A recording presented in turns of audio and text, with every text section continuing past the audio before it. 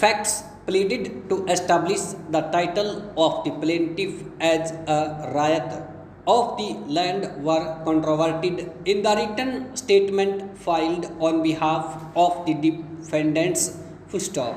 Since ultimately, according to the decision which I am going to give, the plaint has to be rejected as having been filed without compliance with the mandatory provision of law contained in section 80 of the code, it has not been necessary either to state the details of the facts of the plaintiff's case or to recite the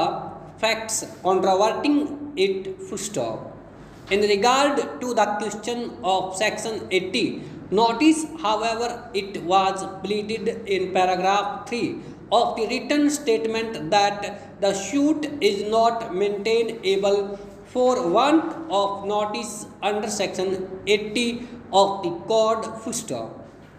In paragraph 14, it was stated that the statement in paragraph 20 of the plaint is not true and it is not correct, that notice under section 80 of the code is not necessary, or that there is waiver of the right to get that notice.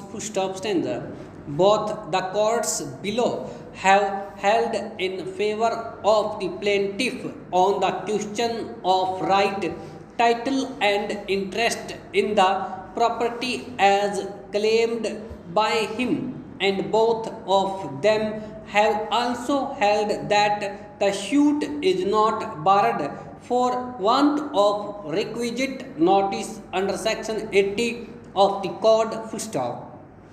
This second appeal has been preferred by the defendants, and the sole respondent is the plaintiff. Learned Advocate General, who appeared in support of this appeal in the first instance, strenuously argued that the suit was bad as having been filed before the expiry of 2 months from the date of service of notice under section 80 of the code.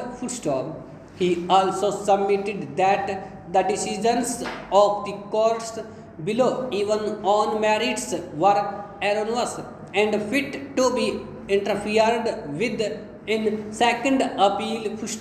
We intimated that if we hold the suit to be bad on the ground of want of proper and adequate notice under section 80 of the code, we shall, as has been done in several cases, direct the rejection of the plaint under order 7 rule 11 (d) of the code, and shall not examine the property or legality of the decisions of the courts below as to the plaintiff's title to the suit land and his claim for a decree for injunction. Since after having heard learned counsel for the parties, we are of the view that the first point urged on behalf of the appellants has to succeed. We did not hear any argument on merits of the appeal.